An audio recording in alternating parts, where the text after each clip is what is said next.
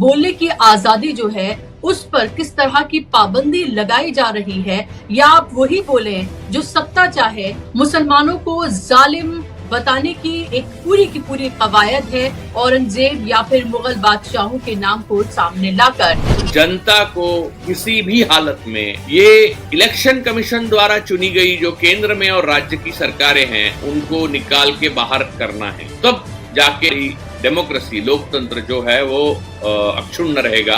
आप देखते हैं बुलडोजर जो चलाए हैं वो कौन से लोकतंत्र में आता है। जब सुप्रीम कोर्ट चिल्ला चिल्ला के कह रहा है कि बुलडोजर चलाना ठीक नहीं है, सुप्रीम कोर्ट का योगी आदित्यनाथ ना मानते हैं, ना यहाँ पर फडणवीस मानते हैं, ना मोदी जी मानते हैं। तो अमीर मुसलमान जो हैं दुनिया भर में उनको गले लगाते हैं और यहाँ का गरीब मुसलमान उसके घर गिरा रहे हैं। अब महाराष्ट्र में जो नागपुर में दंगे हुए वो शुरुआत विश्व हिंदू परिषद और बजरंग दल ने की थी प्रेस कॉन्फ्रेंस लेकर, लेकिन बुलडोजर से घर फहीम खान का गिराया गया। सरकार ने एक तरफा जंग छेड़ी है अपने ही लोगों के खिलाफ, भाजपा सरकार ने। क्या ये मुसलमानों के प्रति भेदभाव जो किया जा रहा है, उनको नमाज पढ़ने नहीं दिया जाता, उनके घर पे बुलडोजर चलाए जाते, क्या वो एक तरफा जंग नहीं है? मोदी सरकार और उनकी छोटी योगी की सरकार हो, फडणवीस की सरकार हो, जो कर रही है वो चाहते हैं कि इजराइल को खुश करने के लिए यहाँ पर छोटा गाजा बना के दिखाए मुसलमानों को।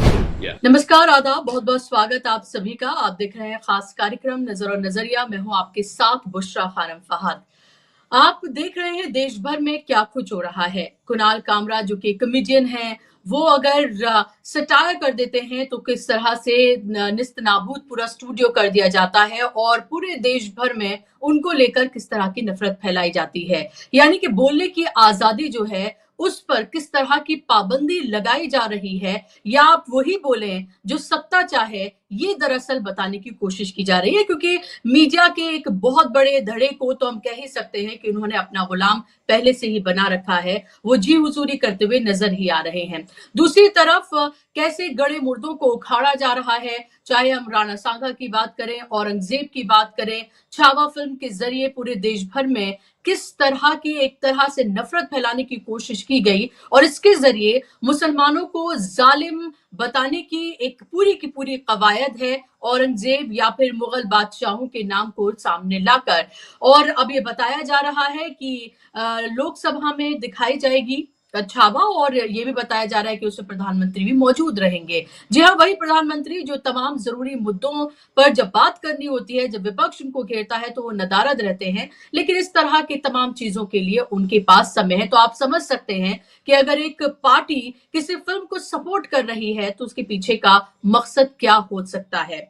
दूसरा, आप ये देखिए कि देश भर में चाहे होली का हो या होली का त्योहार हो, या आप रमजान चल रहे हैं या फिर ईद आने वाली है, जिस तरह के एक तरह से जंग का माहौल क्रिएट किया जा रहा है, मानो त्योहार नहीं आ रहे हैं, न जाने क्या होने जा रहा है। सवाल ये उठ रहा है कि ये देश आखिर किस तरफ जा रहा है। मैं आज ज्यादा अपनी बात को नहीं रखूंगी क्योंकि आप स्क्रीन पर देख पा रहे हैं राजू पावलेकर जी मेरे साथ मौजूद हैं, जो बहुत बेबाकी से, बहुत साफ गोई से अपनी बात को रखते हैं। कोई लाग लपेट, कोई इफ्स एंड बट्स उनकी बात में नहीं होता है। सीनियर जर्नलिस्ट है, जाना माना चेहरा है, मुझे बताने की जरूरत नहीं। राजू जी, बहुत बहुत स्वागत आपका कार्यक्रम में। और पहले सवाल मेरा ये आपसे कि महाराष्ट्र से लेकर देश में जो कुछ हो रहा है, आप उसको कहां जाता हुआ देख रहे हैं? और एक ऐसी पार्टी जो सत्ता में काबिज है, केंद्र में है, भले ही बैसाखियों पर सही, वो हम देख सकते हैं राज्य में भी प्रचंड बहुमत यानी कि महाराष्ट्र में आई है। फिर ये सब उसको करने की आखिर जरूरत क्या है? ये सब कुछ जो हो रहा है क्यों? देखिए, मैं ये मानता हूं कि महाराष्ट्र में हो या चाहे देश में हो, देश में थोड़ा उनका भ्रम टूट गया, लेकिन महाराष्ट्र में उन्होंने उसका बदला पूरी तरह से इलेक्शन कमीशन को दबाकर ले लिया। लेकिन उनको बहुमत नहीं, उनको वन पार्टी वन नेशन बनाना है। तो वन पार्टी वन इलेक्शन ये गलत धारणा, लोगों को बहकाने के लिए एक घोषणा है। एक्चुअली उनको करना है, आरएसएस का ये सपना है कि वन पार्टी वन नेशन हो। यानी उनके डॉक्टर मुंजे, हेडगेवार, गोळवलकर, इनके सारे लोगों के जो आराध्य दैवत है वो कौन है? वो हिटलर और मुसोलिनी है। तो उनको वन पार्टी वन नेशन है, तो बहुमत से काम नहीं चलेगा। जो विरोधी आवाज है, तत्व है, उस आप सबकी आवाज बंद कर दी जाए। जो कॉमेडियन है, कला है, लेखक है, सबको खत्म कर दिया जाए, उनको जेल में डाला जाए या मार दिया जाए। जैसे गौरी लंकेश, पानसरे साहब, दाभोलकर, कलबुर्गी साहब, इनको मारा, वैसे मारा जाए या फिर जेल में ठूसा जाए। ये रुपेश कुमार को डाला है, जैसे कि उमर खलीद को रखा है, वैसे सब करे किया जाए। और किसी भी हालत में ये न के न प्रकारे न पूरी तरह से भाजपा की सत्ता वन पार्टी वन नेशन कर दें, ऐसा वो चाहते हैं। हिंदी भाषा साउथ पे लादना चाहते हैं, जबकि हम लोग मराठी और इंग्लिश सीखते हैं, और नॉर्थ में हिंदी और इंग्लिश सीखते हैं, हम लोग हिंदी भी सीखते हैं, तो हम 3 भाषा सीखते हैं और वो लोग 2 भाषा सीखते हैं। तो एक तरह का इंपीरियलिज्म है। तमिल क्यों नहीं सीखते नॉर्थ इंडियन, मराठी क्यों नहीं सीखते नॉर्थ इंडियन, ये भी बातें हैं। और ये सारी दुविधा में इसलिए वो डाल रहे हैं क्योंकि उनको ये आपस में क्लेश बढ़ाना और इसके बाद दुविधा पैदा करना देश में, हिंदू मुसलमान, जातियों में लड़ाई, इतिहास को सुनीता विलियम 300 दिन के बाद वापस लाई आसमान से। ये लोग औरंगजेब को 300 साल के बाद कब्र से वापस लाना चाहते हैं। ये सारी बातों में उलझाकर आपको और हमको रखकर वो चाहते हैं कि वन नेशन वन पार्टी कर दे और बर्बरता से कर दे। क्योंकि अभी जो डाटा सेफ्टी बिल देश में आ रहा है और महाराष्ट्र में जनसुरक्षा कानून आ रहा है, वो इसी के लिए है। कल तो हाइट ऑफ द यानी सबसे अहम फैसिस्ट बात महाराष्ट्र के मुख्यमंत्री देवेंद्र फडणवीस जी ने कही। उन्होंने कहा कि जो भी लेफ्ट उदार मतवादी लेफ्ट लिबरल जो हैं इस देश में, वो सारे अर्बन नक्सल है। एक्चुअली अर्बन नक्सल कोई टर्म नहीं है, क्योंकि गृह मंत्रालय ने वो इंडिया, मैंने लिंक डाली है अपने ट्विटर पे, आप देख सकते हैं कि उन्होंने लिखित रूप में जवाब दिया है कि अर्बन नक्सल नाम का कोई संगठन नहीं है, ना ही ऐसी कोई फ्रेज है, ना ही हमारे पास कोई आंकड़ा है, ना ही कोई व्यक्ति और संगठन है। लेकिन ये कॉल हिम डॉग और एंड शूट हिम का वो प्रोपागेंडा चला रहे हैं।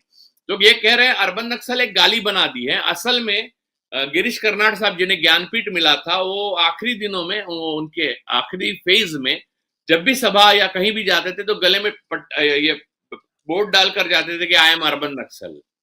तो मुझे लगता है अगर फडणवीस साहब कहते हैं कि जो भी लेफ्ट लिबरल है, लेफ्ट लिबरल का मतलब क्या है कि आपने जो 200 लोगों को सबसे दुनिया का अमीर बना के बाकी सारे देश को भूखे कंगाल बना दिया है, उसकी जगह सारे लोग एक स्थिर मध्यम वर्ग हो, सबके पास अच्छे पैसे हो, वेलफेयर स्टेट हो, सुविधा, एजुकेशन अच्छा शिक्षा, अच्छा आरोग्य, सब सारी सुविधा मिले, ये सोचना लेफ्ट लिबरल है। तो ये सोचना गलत नहीं है, क्योंकि ज्यादा लोगों का इसमें भला है। लेकिन ये लोग चाहते हैं कि पूरी तरह से कंगाल हो देश, और अपने 2 जो अमीर है अंबानी अडानी, वो अमीर हो और उनके साथ 20-22 और हो, और बाकी सबको कर्जा जो लोगों के पैसों से, टैक्स से या बैंक से लिया जाए, वो माफ कर दिया जाए, हेयर कट किया जाए। ये सारे खेल वो खेल रहे हैं। जन सुरक्षा कानून, डेटा सेफ्टी बिल, ये कानून, ये सारे कानून लाकर ये लोग चाहते हैं कि इस देश को पूरी तरह से अपने कब्जे में लाया जाए और हम आप जैसे बात करने वाले लोग हैं उनका मुंह पर पट्टी लगाई जाए या जेल में डाला जाए। तो यही तो उनका मकसद है। लेकिन आखिर कब तक गड़े मुर्दे उखाड़ कर जो जिंदा लोग हैं उनके मसलों को दबाया जाता रहेगा?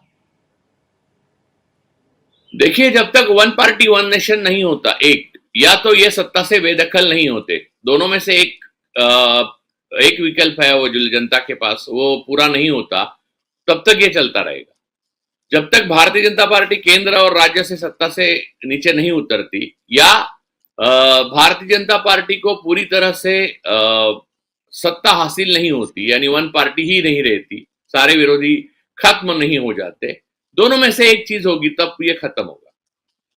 तो आप तो ये कहना चाह रहे हैं कि ये तो डेमोक्रेसी खत्म, क्योंकि अगर सत्ता पक्षी रहेगा और विपक्ष नहीं रहेगा तो एक तो डिक्टेटरशिप है, यानी कि क्योंकि विपक्ष का होना तो डेमोक्रेसी की सबसे बड़ी जरूरत है। तो अगर इसी को खत्म कर दिया जाएगा तो क्या आप ये कह रहे हैं कि जिस बात को लेकर लोकसभा का चुनाव लड़ा गया कि संविधान खत्म करेंगे, लोकतंत्र खतरे में है, क्या आपको लग रहा है उस सब की तरफ ही बढ़ा जा रहा है? क्या लोकतंत्र इस देश में जिसकी परिकल्पना की गई थी या जिस तरह का बनाया गया था, क्या वो बचा भी है? लोकतंत्र खत्म हो चुका है। आप देखते हैं बुलडोजर जो चलाए हैं वो कौन से लोकतंत्र में आता है। जब सुप्रीम कोर्ट चिल्ला चिल्ला के कह रहा है कि बुलडोजर चलाना ठीक नहीं है, सुप्रीम कोर्ट का योगी आदित्यनाथ ना मानते हैं, ना यहाँ पर फडणवीस मानते हैं, ना मोदी जी मानते हैं।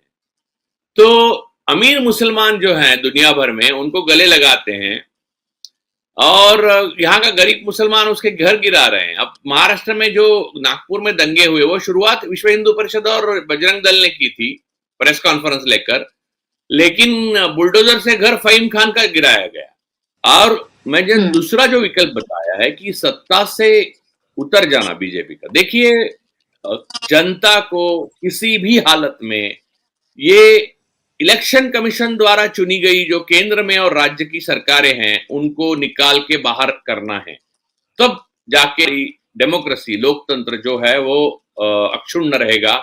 और इसके लिए विपक्ष की तैयारी मुझे नहीं दिख रही है, और इसलिए मैं आपने कहा कि डेमोक्रेसी खत्म हो जाएगी, तो मैं हामी इसलिए भर रहा हूं आपके साथ क्योंकि ये मेनली यानी कोर काम अगर किसी का है तो विपक्ष का है, और विपक्ष को लगता है संसद ही सब कुछ है। यानी संसद में ओम बिरला ने माइक ऑफ कर दिया तो वो बाहर आके रोते हैं। मैं ये मानता हूं कि लोकतंत्र हमेशा सड़कों पे होता है, लोगों में होता है। We the people, we the sovereign people. लोकतंत्र का एक हिस्सा है संसद। संसद सार्वभौम नहीं है, लोग सार्वभौम है। सॉवरेन कौन है? लोग हैं। तो लोगों के पास जाने की मैं आपको बताता हूं, महाराष्ट्र की इलेक्शन पूरी तरह से मैनिपुलेटेड थे। देश के इलेक्शन में भी मैनिपुलेशन से वो सत्ता में आए हैं, जो भी आधे अधूरे आए हैं। ये सारी चीजें लेकर सारी पार्टियों को बहुत सारे इंटेलेक्चुअल्स, बहुत सारे सोशल एक्टिविस्ट और हिंदुस्तान के एकदम मातबर लोग मिले, लेकिन किसी भी पार्टी की यह तैयारी नहीं थी कि हम लड़े।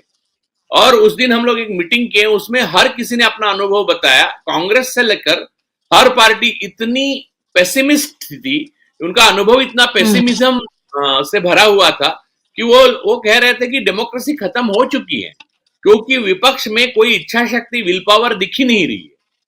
और Rahul ji leader of opposition हुए, हमको बहुत खुशी हुई, क्योंकि कांग्रेस को जो 102 सीटें मिली, 101 सीटें है उनके पास, तो उसके बाद राहुल जी नेता विपक्ष हुए।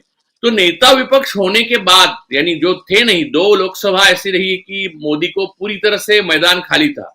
ये लोकसभा में लीडर ऑफ ऑपोजिशन वो भी राहुल गांधी है, और उसके बावजूद वो कुछ करने, उन्होंने जो कहा वो सही है।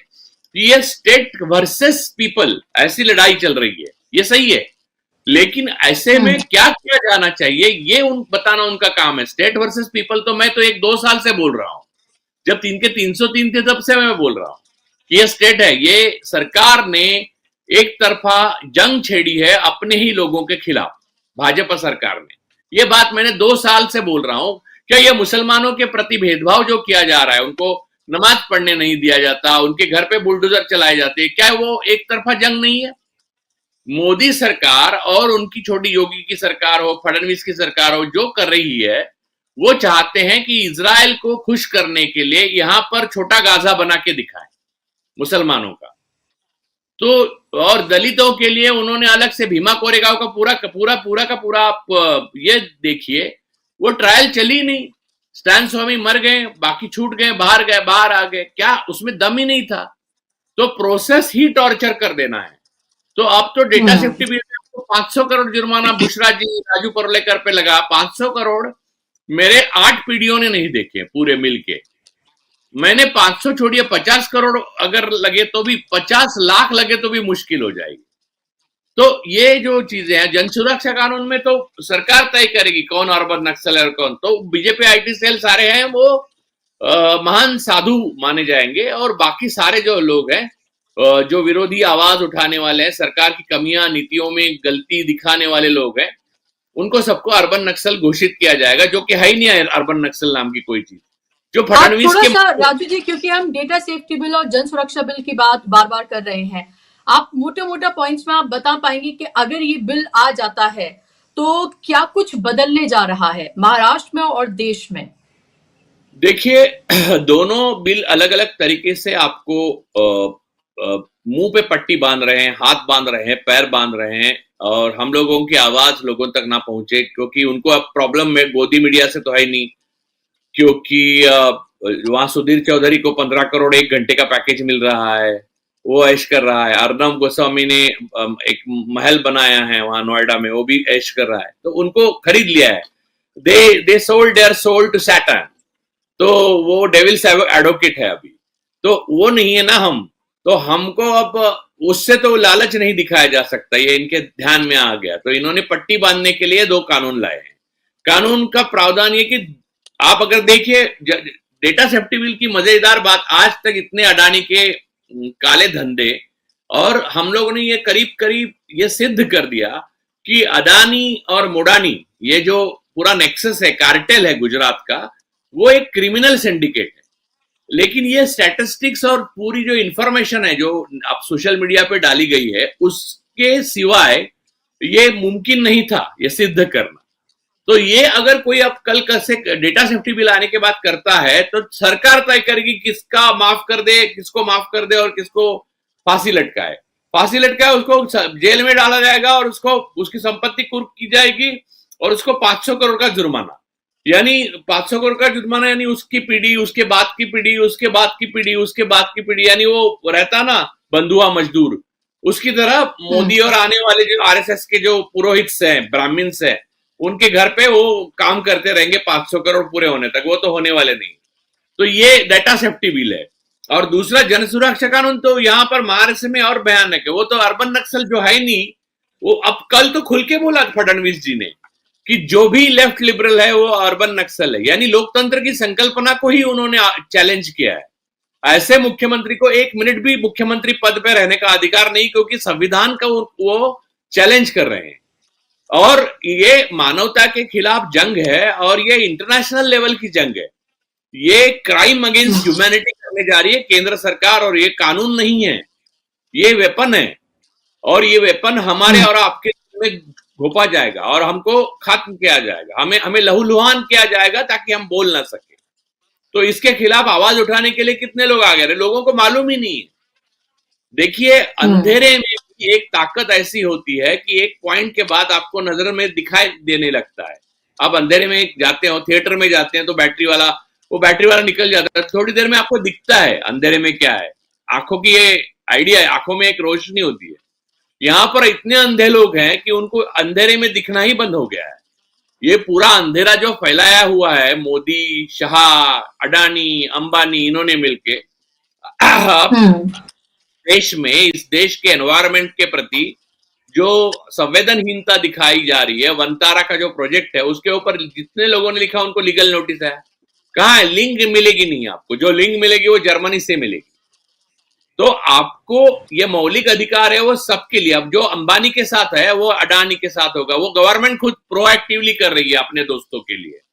तो मोदी अब आगे आएगी, उन्होंने सोचा कि ये अडानी ठीक से कर नहीं पा रहा है, तो अडानी और 200 लोग हैं जो उनके लिए अब खुद बीजेपी करेगी। यहां पर फडणवीस करेंगे, उत्तर प्रदेश में योगी करेंगे, वहां ओडिशा में हेमंत बिस्वा शर्मा करेंगे। तो उनके खिलाफ उनका भ्रष्टाचार निकाला, इसलिए जेल में डाला एक जर्नलिस्ट को। यहां तो रोज 2 जर्नलिस्ट हमारे पास आते हैं और कहते हैं कि सर मुझे वो केस कर रहे हैं। यहाँ पर प्रोसेस टॉर्चर, कोई भी मंत्री किसी पे भी कुछ भी केस करता है। और आपको मजेदार बात बता दो, पुलिस इतनी भ्रष्ट है कि किसी भी बात पर एफआईआर ले लेती है। आपको मालूम है कि देवेंद्र फडणवीस जी का नाम, यानी वो कहते हैं ना कि आदर सहित नहीं लिया, यानी मराठी में, यानी इंग्लिश जैसा नहीं होता। देवेंद्र फडणवीस को देवेंद्र फडणवीस ही कहेंगे इंग्लिश में, मराठी में आप ओहो देवेंद्र फडणवीस भी कह सकते हैं और अरे देवेंद्र फडणवीस भी कहते हैं। अरे का मतलब आप दोस्त जगह हो तो आप अरे कहेंगे, है ना। तो ऐसा निरंजन टकले जी ने उनको कहते हैं कि एकेरी उल्लेख, एकेरी यानी उसको कहा कि ये देवेंद्र फडणवीस है या इस टाइप का, ऐसा कुछ बोला, तो उसके ऊपर एफआईआर होगी और वो एफआईआर रजिस्टर करवा ली पुलिस ने।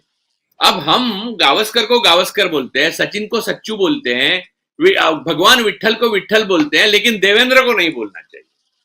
अरे और उसका एफआईआर, तो वो पुलिस अफसर है, उसको सस्पेंड करके उसको 7 साल अंदर भेजना चाहिए, ट्रेनिंग देनी चाहिए उसको अच्छी तरह से। और यहाँ के मंत्री महाराष्ट्र के क्या बात कर रहे हैं मालूम है? कुणाल कामरा के बारे में, जो गृह राज्य मंत्री है शंभूराजे भोसले, उन्होंने क्या बोला मालूम है? उसको हम पकड़ेंगे हमारे कार्यकर्ता अच्छी तरह से पीटेंगे, जो मंत्री है संविधान से, तो ओथ में पीटेंगे और फिर बाद में हम पुलिस के पास देंगे, पुलिस उनको टायर में डाल के 3rd डिग्री देगी। ये बातें शंभूराजे देसाई की है, मैंने डाली है अपने ट्विटर अकाउंट पे, आप देख सकती है। तो ये सारी बोलने के लिए इनको आजादी मिले और हम ये बात ऐसे मैं जैसे बोल रहा हूं वैसे भी ना बोल सकूं, फिर जन सुरक्षा कानून लगेगा और मैं अंदर जाऊंगा क्योंकि मैं अर्बन नक्सल हूं, इनके खिलाफ बोला। तो क्या ये चलेगा? लोग सोए हैं क्या जी बिल्कुल, हम ये ऐसा ही लग रहा है बिल्कुल जैसे कि सोए हुए हैं, क्योंकि आप ये देखिए कि चाहे औरंगजेब की बात हो या आप राणा सांगा की बात हो रही है, छावा फिल्म आती है और कैसे देश भर में स्कूलों में तमाम जगहों पर दिखाई जाती है, मंत्री संतरी बैठकर सब देखते हैं और अब तो लोकसभा में भी दिखाई जाएगी। मेरा सवाल ये है, यह कुणाल कामरा का जो इशू है, क्या आपको लग रहा है कि ये एक तरह से डर का माहौल पैदा करने के लिए कि देखिए अगर आपने हमारे खिलाफ कुछ भी बोला तो हम आपके ये करेंगे, या फिर आपको लगता है जो तमाम मुद्दे हैं उनको छिपाने के लिए जो जरूरी सवाल में वो ना पूछे जाए उसके लिए किया जा रहा है, या आपको लग रहा है कि इस सब की आड़ में ये सब कुछ करके जो उनके मकसद हैं उसमें वो कैसे कामयाब हो सके, जो बिल्स हैं उनको कैसे पास कराए जा सके, वो सब किया जा रहा है? क्या लगता है आपको इन तीनों में से? तीनों साथ में किया जा रहा है, तीनों साथ में किया जा रहा है। एक तो आपको डिस्ट्रैक्ट किया जा रहा है, आपको भटकाया जा रहा है, उसके लोग भटक रहे हैं और विपक्ष भी भटक रहा है, उसी में उलझा हुआ है। दूसरा, कानून पास करके आगे का इंतजाम किया जा रहा है, यानी हमें काल कोठरी में डालने के लिए इंतजाम कर रहे हैं एक तरफ, और दूसरी तरफ विपक्ष को औरंगजेब में उलझा के रखा है।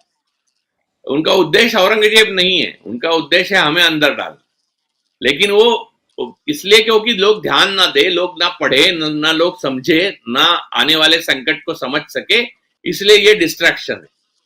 वरना इतिहास में उनका कुछ इंटरेस्ट नहीं है। इनको इतिहास, वर्तमान, सत्य, अहिंसा, विवेक, निरक्षर विवेक, इसमें कुछ भी इंटरेस्ट नहीं है। इनको दमन, लाठी, पैसा, अय्याशी, अप्सराएं, इनमें इंटरेस्ट है। ये चाहते हैं सब। आरएसएस सबसे ज्यादा अय्याश संगठन बन चुका है और उनकी अय्याशी की वजह से ही मोदी, शाह, अंबानी, अडानी, ये कार्टेल जो है गुजरात कार्टेल, उनको रूल कर रहा है। आपको लग रहा है आरएसएस उनको रूल कर रहा है? नहीं, दोनों एक दूसरे को अलग अलग तरीके से इस्तेमाल कर रहे हैं। तो ये सारी, और इसमें इंटरनेशनल प्लेयर्स भी हैं, उसकी बात हम कभी अलग से करेंगे, क्योंकि इजराइल का जो सपोर्ट है इसमें, इजराइल हमारा दोस्त देश है, लेकिन नेतन्याहू हमारे दोस्त नहीं है, क्योंकि उन्होंने मोदी को मदद कर रहे हैं, भारत को नहीं। ये भारत के खिलाफ साजिश है एक विदेशी शक्ति की। तो ये मैं लोगों के सामने लाना चाहता हूं। और यूएस में भी डीप स्टेट जो है वो हमेशा भारत में, ये बात तो इंदिरा जी ने कई बार बोली थी, इसीलिए उनकी हत्या हुई। आपको क्या लगता है कि खालिस्तानी तो एक बंदूक थी, चलाने वाले कोई और थे, वो विदेशी ताकतें थी, जिन्होंने लीबिया में जो किया, सीरिया में जो किया, इजिप्ट में जो किया, ट्यूनिशिया में जो किया, वही भारत में किया है। उनको ऐसा एक तानाशाह चाहिए जो वन विंडो अप्रोच हो, एक बात करें, कोई टेंडर वेंडर नहीं, सीधा स्टारलिंग आ गया। एक ऐसा एक मूर्ख व्यक्ति चाहिए जो देश हित की ना सोचे, उसको टेंशन रहे कि मेरी सत्ता नहीं होगी तो मुझे अंदर डाल देंगे, तो मुझे सत्ता में रहने दो जिंदगी भर जब तक मैं हूं, और तब तक मैं आपको देश बेच दूंगा। और आपको यह लगता है कि अडानी को जो दिया जा रहा है, हर चीज अडानी को दी जा रही, तो कैसे दी जा रही? तो भारत के देश के बैंक के पैसे लगाकर दिया जा रहा है, हमारे पैसे देकर दिए जा रही है। और फिर ब्लैक रॉक जो फंडिंग करने वाली अमेरिकन एजेंसी है, वो ब्लैक रॉक वो टेक ओवर करेगी आखिर में। इसका मतलब आप एक अलग तरीके के औपनिवेशिकवाद के बलि बनेंगे। तो ईस्ट इंडिया कंपनी की तरह ये है।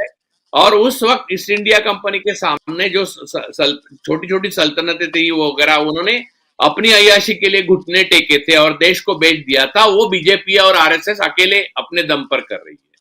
जो हमारे स्वतंत्रता सेनानी हैं और जो हमारी स्वतंत्रता आजादी की जंग लड़ी है, उनके खिलाफ मुखबिरी करके अंग्रेजों को खबर देने वाले संगठन अब अपने देश को इजराइल, यूएस और बाकी ताकतों के हाथ बेच रही है। औपनिवेशिकवाद भारत में पूरी तरह से आ गया है और इसीलिए 80% लोगों को एक वक्त की रोटी मिलना मुश्किल हो गया है।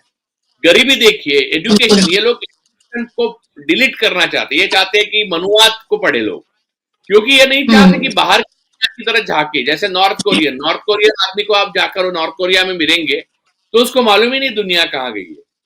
उनको लगता है कि किम जोंग उन जो कहते हैं वही सही है सब, क्योंकि बंद कर यही एक चाहते हैं।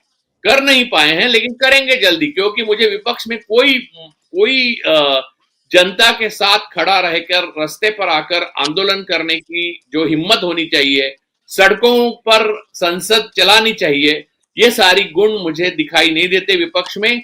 ना नेता विपक्ष को अभी तक मुझे नहीं पता कि क्या प्रॉब्लम है, समस्या है कि जनता को, अगर स्टेट ने जनता के खिलाफ जंग छेड़ी है तो जनता को यह बताना लीडर ऑफ ऑपोजिशन का भी काम है, और रोज बताना चाहिए, बार बार बताना चाहिए और साथ लेकर मार्च करना चाहिए, जैसा उन्होंने भारत जोड़ो मार्च किया। बिल्कुल।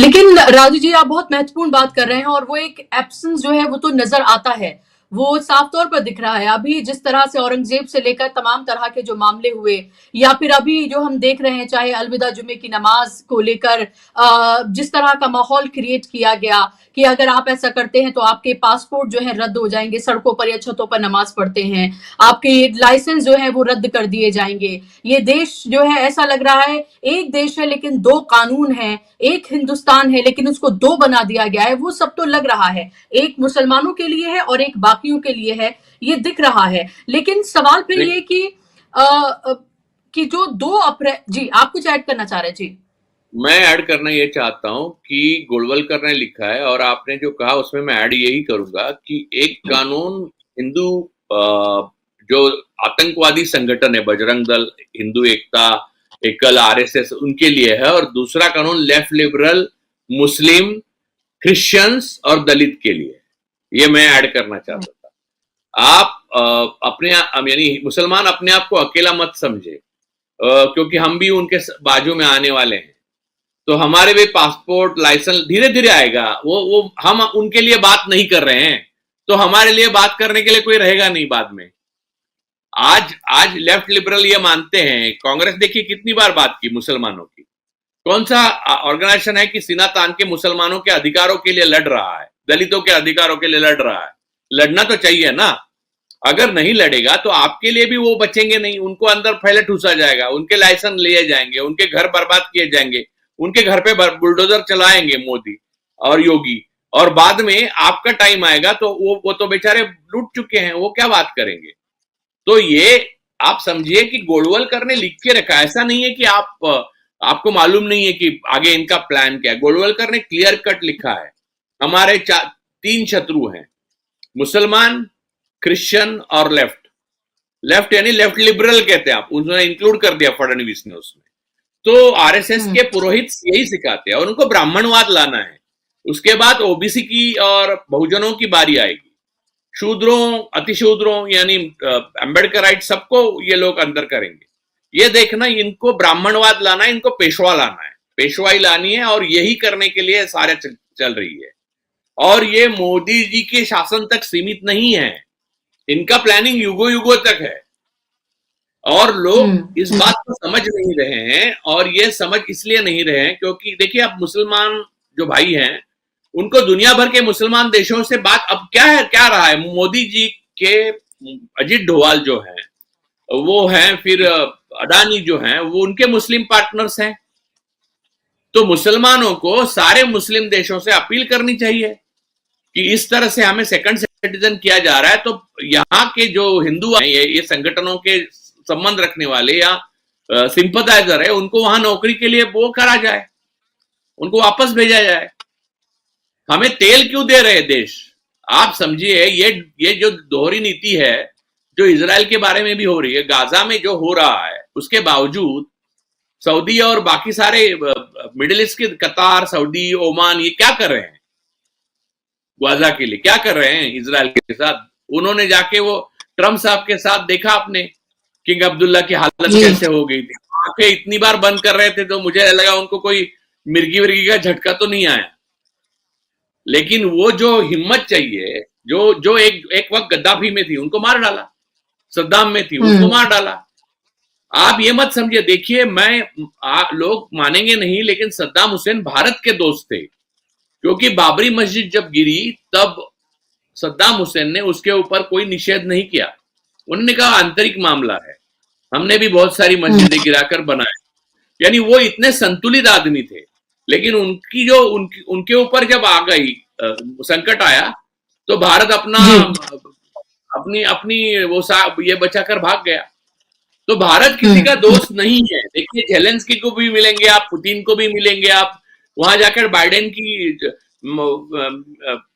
जो फर्स्ट लेडी है उनको भी आप हीरा दे देंगे, और फिर जाके गले पड़ेंगे अपने नैनी और बच्चों के, एलॉन मस्क के, फिर ट्रम्प को कहेंगे माय फ्रेंड डोनाल्ड। जब एलॉन मस्क और इन सबका जिक्र किया है, तो राजू जी पे ये पूछना जरूरी है कि जिस 2 अप्रैल की बात बार बार हो रही है कि 2 अप्रैल को जब टैरिफ जो है वो रेसिप्रोकल वो लागू कर दिया जाएगा, तो हिंदुस्तान में फिर क्या बदलने जा रहा है, क्योंकि इसकी बात भी कोई नहीं कर रहा है।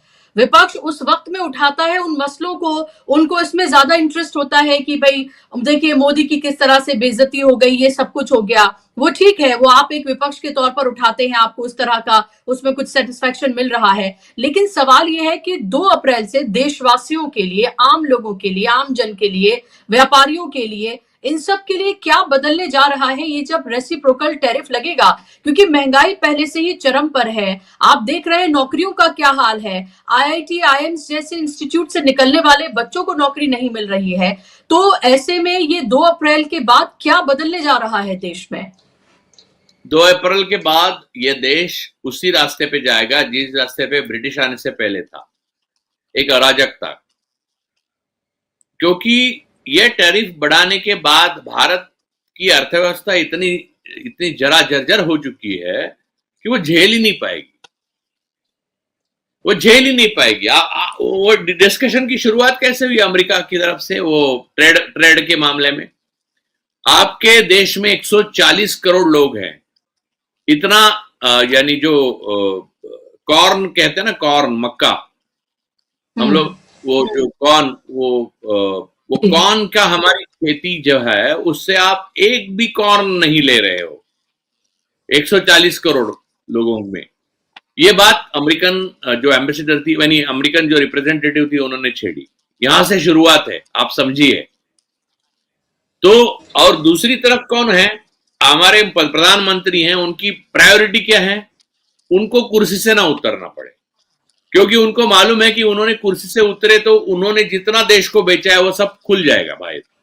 अडानी का मैटर जो है उनके साथ उन्होंने और अडानी ने मिलके जो किया सब बाहर आ जाएगा, और भी कई चीजें बाहर आ जाएगी। तो उनके लिए वो पहले वाले वो संस्थान थे ना, जब देश के पहले, आजादी से पहले जब ब्रिटिश आए तो वो चाहते थे कि आप ये ले लो, आप वो ले लो, आप मेरी भी गद्दी ले, बस मुझे बैठने दो यहाँ पर, ये गद्दी पे मुझे बैठने दो, भले आप राज करो, लेकिन ये गद्दी मुझे छोड़नी नहीं है, क्योंकि अगर मैं गद्दी छोड़ी तो जनता मुझे भगा भगा कर मारेगी। तो मोदी जी की प्रायोरिटी सत्ता है। उनके जो साथी है, जो अभी मिश्रा उनको एडवाइजर बने हैं, ईडी के जो चीफ थे वो है, डोवाल साहब है, फिर ऐसे लोग हैं, इनको अब उतरना मुश्किल है। कहीं उतरेंगे तो समझिए कि उनके ऊपर इतने सारे केसेस लगेंगे कि देशद्रोह के, कि उससे वो बच नहीं पाएंगे। जो नेतन्याहू की उनके देश में प्रॉब्लम है ना, वही लेकिन वहां पर तो कम से कम नेतन्याहू को कोर्ट में जाना पड़ता है भ्रष्टाचार के केस के लिए। यहाँ मोदी जी के आगे तो जुडिशरी झुकी हुई है, वो रेंग रही है। तो बात यह है कि ये इनकी प्रायोरिटी है, तो जो टैरिफ लगाएगी, जो अमेरिका कहेगी, उसके ऊपर मोदी जी उफ तक नहीं कर सकते। आपने देखा होगा वो मोदी जी उनके क्या, दूसरी तरफ देखिए, पुतिन जब ये जेलेंस्की को मिले दबाव के अंदर, यानी जो बाइडेन साहब, प्रेसिडेंट जो बाइडेन के दबाव में, ये जब मोदी जी जेलेंस्की को मिले, वो बात क्या उलुल जुलुल वो अलग से। तो जेलेंस्की के बाद वो डोवाल साहब दौड़े दौड़े गए और पुतिन के सामने, आपने देखा ना कितना शर्मनाक दृश्य था। वो पुतिन को समझा रहे थे कि हाँ वो just I was happen to be there, तो मैंने ये देखा। तो और पुतिन ने वो सारे स्पुतनिक से लेके सारे रशिया टीवी तक सब जगह एयर कर दिया, ताकि दिखे कि भारत एक गुलाम देश है, रशिया का भी, अमेरिका का भी और सबका। जब तक मोदी जी प्रधानमंत्री हैं तब तक अब हम दुनिया की सारी ताकतों के गुलाम रहेंगे, क्योंकि मोदी जी की जरूरत प्रायोरिटी यही है कि वो सत्ता में बने रहे। उसके लिए उनको किसी भी तानाशाह, यानी उनको बाइडेन तो बाइडेन, ट्रम्प तो ट्रम्प, कोई भी चलता है, वो आपस में दुश्मन हो, जेलेंस्की तो जेलेंस्की, फिर पुतिन तो पुतिन, जिसको मिलना, जो देखिए आप सारे जो शाह है, यानी इतना मुसलमानों के प्रति इनको नफरत इतनी है, तो सऊदी, फिर यूएई, फिर अबू धाबी, हर जगह जाकर क्यों गले लग रहे हैं शेखों से? क्योंकि पैसे लगे हुए हैं अडानी के, वहां पर छुपाए हुए हैं, सब सारी चीजें इनके मिली भगत है। गरीब मुसलमान बन रहा है, गरीब लेफ्ट लिबरल बन रहा है, उनको लेफ्ट लिबरल से प्रॉब्लम नहीं है। जो बाइडेन से कहां प्रॉब्लम था जब तक वो अध्यक्ष थे, और कमला हैरिस जीत के आती तो उनके लिए और हीरा लेके जाते। बस इनको ऐसे ऐसे भारत का इतना बड़ा दुर्भाग्य है कि जिसने अच्छे और बुरे प्रधानमंत्री देखे, लेकिन सारे देशभक्त थे। पहली बार भारत ऐसे प्रधानमंत्री को देख रहा है जिसको देश से ज्यादा खुद की चिंता है। लेकिन फिर दो और लास्ट सवाल क्विकली राजू जी, कि 30 तारीख को नरेंद्र मोदी आरएसएस के हेडक्वार्टर यानी नागपुर जाने वाले हैं, मोहन भागवत से मुलाकात होगी, और ये पहली बार हो रहा है जब से वो प्रधानमंत्री बने हैं। इसकी वजह क्या देख रहे हैं आप? क्या जो लोग कयास लगा रहे हैं कि भाई मोदी के बाद कौन, उसकी कोई बात है, अध्यक्ष के चुनाव की बात है, क्या आपको लग रहा है आखिर क्यों जरूरत पड़ी ऐसे वक्त में जब आरएसएस की एक तरह से मोदी और अमित शाह के सामने कुछ चलती नहीं है? नड्डा जब ये कह देते हैं कि हम व्यस्त हो चुके हैं, हमें जरूरत नहीं है, तो ऐसे वक्त में दोबारा फिर शरण में क्यों जाना पड़ रहा है? नहीं, वो दिखाने के लिए जा रहे हैं, वो पे शरण वरण में जा रहे हैं। मैं देखिए, मैं महाराष्ट्र से हूँ, नागपुर में इतना रह चुका हूँ, मैं नागपुर में रहता था, मेरी फेलोशिप के टाइम में नागपुर ही रहता था, मैं जानता हूँ आरएसएस क्या है। सत्ता है इसलिए आरएसएस है, जिस दिन सत्ता जाएगी उस दिन आप आरएसएस को सिकुड़ी हुई ऐसे देखेंगे कि आपका पड़ोसी भी नहीं मानेगा कि आरएसएस नाम की कोई संगठन है। तो ये आरएसएस मैदान पे नहीं, मन में होती है। जैसे काम, क्रोध, वासना, सारी चीजें जो इंसान के मन में होती है, उसमें एक माया मोह है, वो है आरएसएस। वो मैदान का बस तब आया है क्योंकि सत्ता है, बाकी उसमें कुछ दम नहीं है। बात यह है कि प्रधानमंत्री जा रहे हैं, लेकिन उसमें एक मजेदार बात है, वो मैं बताता हूं। कहीं भी प्रधानमंत्री आजकल जाते हैं तो 3 दिन सारी दुकानें उकानें बंद रखते हैं। वो तो मुझे शोले फिल्म की याद आती है कि जो गब्बर के आदमी पहले आते हैं और पूरा रामपुर बंद हो जाता है। तो ऐसा क्या है कि प्रधानमंत्री 3 दिन और एक्चुअली मैं आपको बोलता हूं कि जो मजदूर है, छोटे काम करने वाले, उनके लिए खाने की समस्या होती है, जो बाहर गांव से आते हैं नागपुर। अब नागपुर की बात नागपुर के लिए, जहां कहीं जाते हैं प्रधानमंत्री 3 दिन सब कुछ बंद रखते हैं। यहां तक कि लोगों को कहते हैं आप बालकनी में खड़े नहीं रहना, आप बालकनी की खिड़कियां बंद करना। यानी ये पॉपुलर प्रधानमंत्री है या कोई गब्बर सिंह आ रहा है? तो आप बात आपने ये प्रधानमंत्री नहीं बने हैं, ये चुनाव आयोग के बल पे प्रधानमंत्री बने। इससे ज्यादा बड़ा सबूत कौन सा होगा? बिल्कुल बिल्कुल। और रही बात मोहन भागवत को मिलने की, आपको मैं बताता हूं, मोहन भागवत खुद चुनाव के लिए कहीं भी नागपुर जो जीती हुई सीटें छोड़िए, कहीं भी खड़े रहे तो उनका डिपॉजिट जब्त हो जाएगा। तो मोहन भागवत की कोई ताकत नहीं है, ना बुद्धि है, वो जानवरों के डॉक्टर है, इसलिए मैं उनका रिस्पेक्ट करता हूं, क्योंकि मैं इंसानों से या आरएसएस वालों से जानवरों का ज्यादा रिस्पेक्ट करता हूं। जी, लास्ट सवाल मेरा आपसे, ये सब कुछ देश में जो हो रहा है, चाहे लेफ्ट लिबरल के साथ हो या मुसलमानों के साथ हो, यानी कि जो आवाज उठाएगा, मुसलमान तो एक तरह का फोकस है कि उनको बीच में रखा जाता है, उनको चेहरा बनाया जाता है, क्योंकि उनसे उनका एक वोट बैंक जो है वो खुश होता है। वो देश का दुश्मन उन्हें बताएं, उन्हें जालिम बताएं, ज्यादा बच्चा पैदा करने वाला बताएं, ये कहें कि तो सड़कों पर ही रहते हैं, ये तो आपकी बेटी ले जाएंगे, ये आपकी रोटी पर, आपकी बेटी पर हमला करेंगे, ये सारी बातें प्रधानमंत्री ने बोली हुई हैं। ये सब कुछ आप करते हैं तब आप उनको एक तरह से देश का दुश्मन बनाते हैं, एक वर्ग को आप किक देते हैं। उनको लगता है कि किसी मजार, किसी मस्जिद पर जाकर आप भगवा फैलाएं तो आपको एक तरह की किक मिलेगी और आपको मजा आएगा, वो सब कुछ उनको दिया जाता है। लेकिन सवाल ये उठता है फिर राजू जी, 11 साल में लगातार ये हो रहा है। पहले बात जान की थी, अब वक्फ बिल के बाद ये बात माल पर भी आ रही है, और माल पर भी थी। जहां जहां दंगे होते हैं, सब कुछ होता है, वहां हमने देखा है कि कैसे मकान बुलडोज किए जाते हैं, या मुसलमानों के साथ जो कुछ होता है। इसका वे फॉरवर्ड फिर क्या है? ये तो ऐसा लग रहा है कि एक तरह के जुल्म का एक सिलसिला चल रहा है जो थमने का नाम नहीं ले रहा है और लग भी नहीं रहा है कि थमेगा। देखिए, लोग अपनी लड़ाई जब तक खुद नहीं लड़ते, गांधी जी ने जो सिखाया है उस राह पर कोई लड़ने के लिए शुरुआत नहीं करता, तब तक उनको आजादी आजादी कोई भीख में मिलने वाली चीज नहीं, आपको छीन के लेनी पड़ती है। इस देश के लोगों को आरएसएस से अपनी आजादी जैसे अंग्रेजों से छीन के ली थी वैसे वापस छीन के लेनी पड़ेगी, और उसके लिए सड़कों के सिवाय कोई रास्ता नहीं। इसका रास्ता अब संसद नहीं है, वो संसद भी नकली है जो मोदी जी ने बनवाई है। और जहां तक मुसलमानों ने आबादी बढ़ाई का सवाल है, जो बीजेपी के सांसद है उनको बच्चों की संख्या आप गिने, मोदी जी के कितने भाई बहन है? नहीं, ये बात है कि मुसलमानों के प्रति जो नफरत है वह फैलाना लेफ्ट लिबरल के प्रति नफरत फैलाने से आसान इसलिए है क्योंकि मुसलमान शासकों ने 700-800 साल यहाँ पर राज किया था और वो बाहर के नहीं थे, यही पैदा हुए। औरंगजेब भी यहीं पैदा हुए और यहीं मरे, और तब जीडीपी 25% था और उसके पास सारे ब्राह्मण और रजपूत ही काम करते थे। महाराष्ट्र पे सबसे बड़ा हमला मिर्जा राजे जयसिंह ने किया और शिवाजी महाराज जो खफा हुए थे, आगरा गए औरंगजेब के दरबार में, तो इस बात से खफा हुए कि जसवंत सिंह जिसको मैंने पराजित किया है उसके पीछे मुझे खड़ा किया। तो औरंगजेब की जो कहानी है वो सारी हिंदुओं ने बनाई हुई कहानी है। देखिए, और जो कब्र में जा चुका है उसके बारे में बोलना बहुत आसान है। 300 साल बाद मोदी जी के बारे में भी बहुत लोग बोलने शुरू करेंगे। 300 क्या 30 साल बाद बोलेंगे, 30 क्या 3 साल बाद बोलेंगे, लिख के रखिए आप। तो बात यह है कि लोग जब तक प्रोटेस्ट नहीं करते तब तक इनकी चलती रहेगी।